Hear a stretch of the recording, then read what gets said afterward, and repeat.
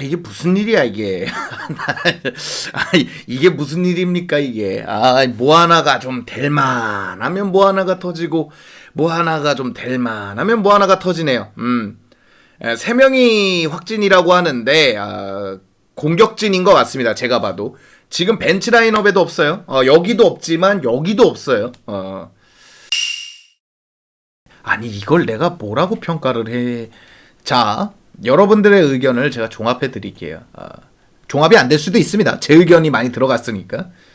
여기까지는 우리가 깔고 가자고요. 이거를 부정하는 순간부터는 다 이상한 얘기가 되니까 이거를 깔고 가자고요. 2번 에버튼은 최근 1승 1무 4패. 오늘은 이제 2무가 됐겠죠. 4패로 최악의 상황이었습니다. 첼시는 이 정도까지는 아니었어요. 첼시가 득점할 기에 충분했습니다. 이건 진짜 너무도 충분했어요. 맞아, 4번 에버튼도 부상자가 많습니다. 에버튼도 미나 그리고 히샬리송 뭐 등등등등, 히샬리송 뭐 톰 데이비스 뭐 줄줄이 다 빠졌었어요. 뭐 르인이라든지. 우리가 공격을 한 20번 했다면 20번 하고 한 골, 저쪽은 한 번 공격하고 한 골이에요. 이거를 정리를 해보자면 어려운 거 알아요. 지금 어려운 상황인 거 알아. 근데 비길 경기는 아니었다는 거예요. 제가 경기를 이렇게 보면서 비길 경기는 아니었습니다. 과연 이게 비길 경기, 그럼 에버튼이 너무도 세. 근데 우리가 잘 버텼어요. 그럼 잘했지. 그럼 잘했죠. 그러나 어려운 상황임에도 불구하고 비길 정도의 경기는 아니었어요. 우리가 바라봤던 건 우승이잖아요. 그러니까 우승 얘기 듣기 싫으시면 챔스권이라고 할게요. 챔스권을 목표로 하는 팀. 목표로 하는 팀. 그렇게 한번 잡아보자고요. 목표로 하는 팀. 그러면 이런 팀들은 스쿼드가 얇고 2군과 1군의 갭 차이가 많이 나냐? 그렇지 않습니다. 그렇지 않아요. 4위권 안에 드는 것도 프리미어 리그에서는 되게 어렵기 때문에 이 갭 차이가 나면 안 되거든요. 챔스권을 노리더라도, 우승은 물 건넜다 갖다 치더라도 챔스권을 노리는 팀이 이렇게 1군하고 2군 격차가 크게 나면 안 돼요. 지금 강등권 근처에 있는 팀들 잡는데 이렇게 힘들어 하잖아요. 챔스권이 불안해진다, 이런 얘기를 할 수 있어요. 근데 부상자가 많아. 너무 많아요. 제가 봐도 너무 많습니다. 오늘도 공격진들이 이렇게 조금 4명이 줄줄이 빠져버린 거 아니에요? 이해는 합니다만 지금 그러면 나와 있는 자원들이 잘했냐라고 얘기했을 때 11명은 어쨌건 맞춘 거 아닙니까? 11명을 맞춘 거에서는 정말 답답한 경기력입니다. 언제부턴가 첼시에 관행적인 게 하나 생겼는데, 겨울에 퍼지기 시작하면 첼시는 3위권이 목표로 바뀌거든요. 그러니까 구단 자체도 그렇게 바뀌는데 정말 잘못됐다고 생각해요.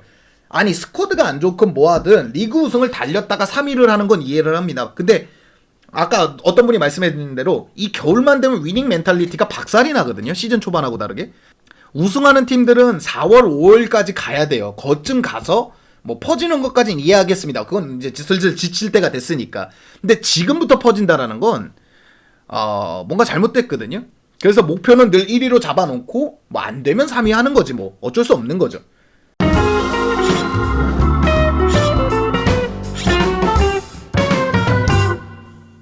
자, 오늘은 에버튼 리뷰 아닙니다. 에버튼에 대한 이야기를 조금 다르기도 할 거고 그 내용이 들어가기도 하겠지만 대본도 쓰지 않았어요. 그래서 제가 요 근래 첼시가 부상이 많아지고 또 투엘 감독의 3백 논란이 조금씩 나오기 시작하면서 느낀 점을 그대로 얘기 드릴 겁니다.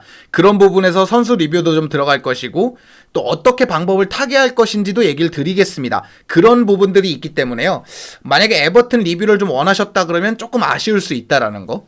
일단 에버튼전의 리뷰가 필요가 없는 이유가 뭐냐면 에버튼은 빌드업이라는 거 자체가 되지 않았습니다. 골도 세트피스에서 들어갔고 그것마저도 코너킥이라기보단 프리킥에서 올렸는데 사울이 이제 마킹 실수를 하면서 득점이 들어갔거든요. 그러니까 그런 부분이니까 뭐 딱히 더 평가할 게 없습니다. 첼시는 어렵게 득점을 하고 쉽게 골을 내줬고 에버튼은 진짜 기어이 막아보려다가 한 골 먹혔지만 어떻게든 넣었다. 이것까지입니다. 슈팅이 23개를 차고 이쪽이 5개를 찼거든요. 에버튼이. 그냥 그것만 봐도 번니전이나 맨유전이나 뭐 그랬던 경기하고 크게 다른 건 없습니다. 질 뻔도 했어요. 자, 이제 얘기를 한 번씩 나눠보면 크게 지금 첼시가 부진하고 있으면서 네 가지 이야기가 나오고 있는데 요거를 하나씩 뜯어보도록 하겠습니다. 자, 네 가지 이야기 중에 첫 번째 이야기는 뭐냐면 그러면 도대체 2군 멤버들은 어떻게 된 거냐라는 거예요. 부상자가 많습니다. 지금 오늘도 코로나 확진자가 많으면서 오도이, 루카쿠, 하베르츠, 베르너가 동시에 빠져버렸어요. 칠렐도 확진이긴 하지만 칠렐은 부상 중이니까. 그러면서 공격진에 마운트, 플리식, 지흐가 나왔단 말이에요. 그런 부분도 이해할 수 있는데 기본적으로 득점 찬스가 이만큼 많이 났잖아요. 만약에 상대가 리버풀, 상대가 맨시티였다면 기대하기 어렵겠죠. 왜냐면 스쿼드 차이가 나고 아무리 이들이 잘할 때도 맨시티나 리버풀의 스쿼드보다 잘한 적은 없으니까 이게 기대 심리라는 게 있잖아요. 이 선수가 과거에는 이 정도로 해줬고 요즘엔 요 정도 해주고 있으니까 요만큼은 기대할 수 있겠다라는 게 있잖아요. 에버튼은요, 그 정도는 해주면 이길 수 있었어요. 실제로 그렇게 찬스도 많이 났고 픽포드가 잘 맞고 그랬긴 했지만 크리스탈 팰레스는 뭐 픽포드가 안 막았기 때문에 뭐 골을 넣었고 이겼겠습니까? 그런 거 생각해보면 오늘은 핑계거리가 크게 없습니다. 2군 멤버들의 경기력 그리고 위닝 멘탈리티가 너무 떨어져 있어요. 제가 정말 화가 났던 거, 오늘 경기에 정말 화가 났던 건 뭐냐면 마지막 1분이에요. 90분 동안 넣을 수 있는 찬스에 못 넣을 수도 있고 그런 걸로 화난 적은 있지만 뭐 그런 걸 가지고 선수들이 진짜 저질이네 이래 본 적은 없거든요. 그런데 마지막 1분 동안 그냥 갖다 붙여야 되거든요. 90분 동안 골이 안 나왔는데 1분 동안 골을 만든다고 골이 들어가겠습니까? 그냥 갖다 붙여야 돼요. 근데 선수들이 이 막판에 갖다 붙이지 않고 그냥 경기가 끝나버렸어요. 올리버가 이렇게 시계 보면서 끝나버렸단 말이에요.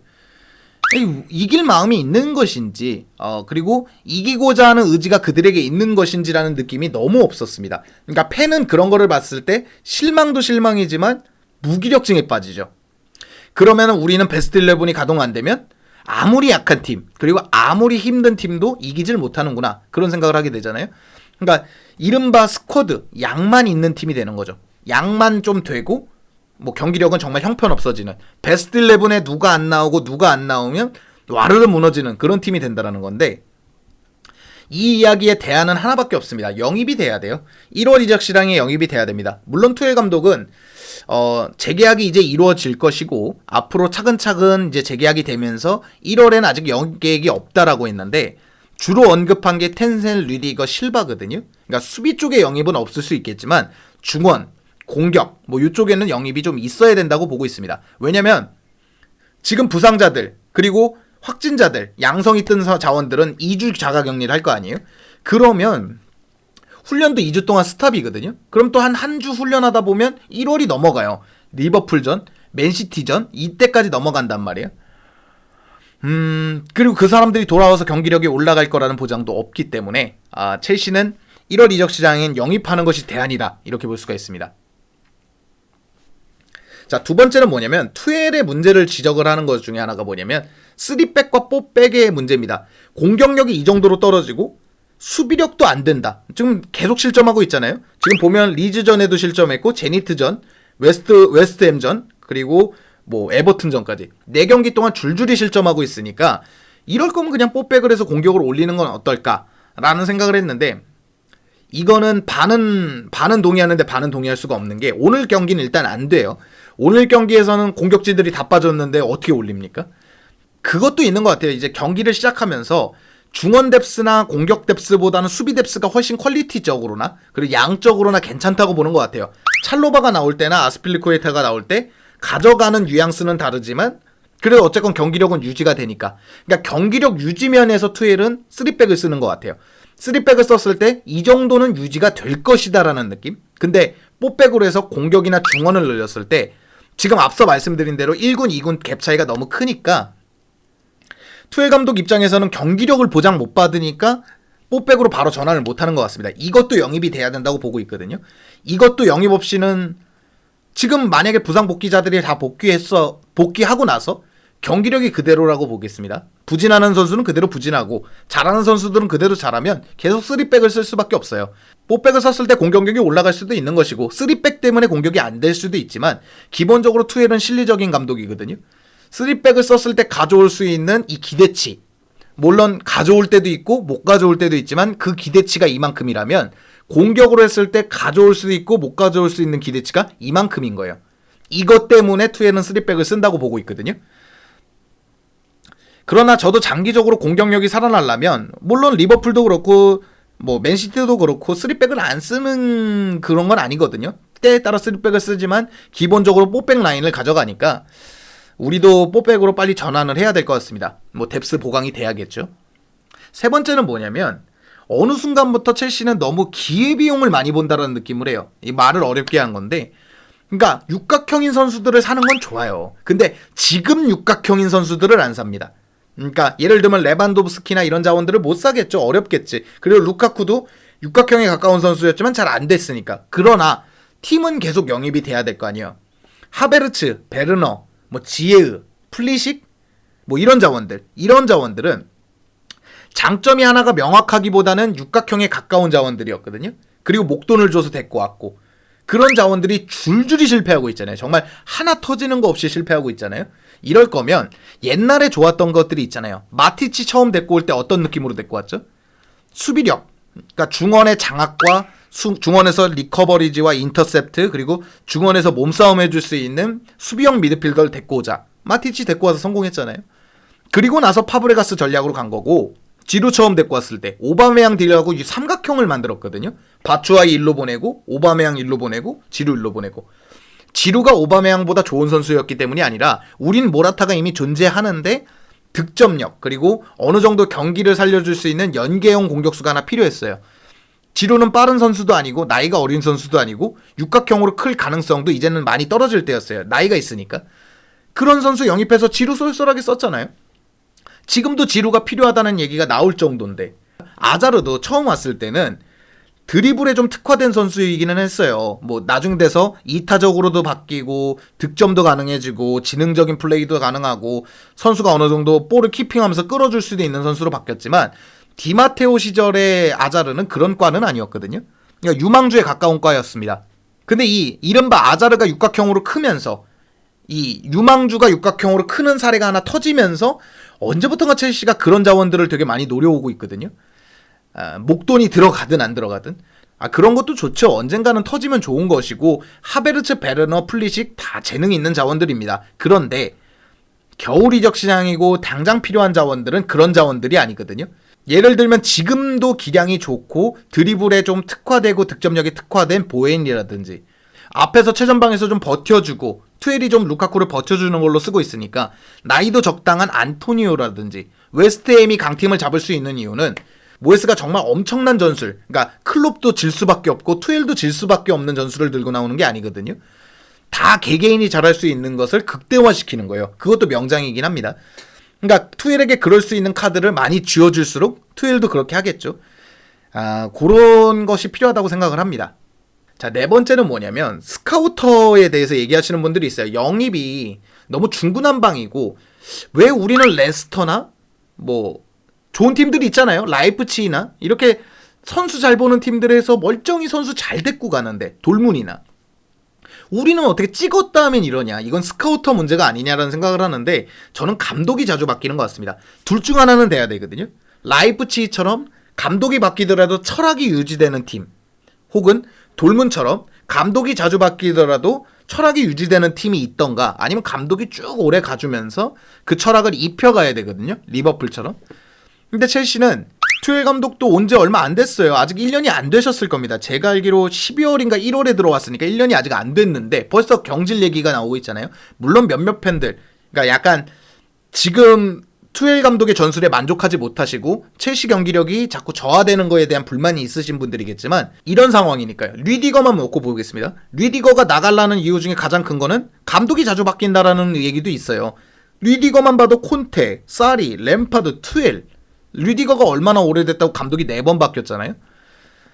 이런 상황이기 때문에 감독을 조금 밀어주고 투엘 감독을 중심으로 해서 스카우터들이 그거에 맞게 움직여준다면 첼시도 분명히 좋은 영입이 될 거라고 보고 있습니다.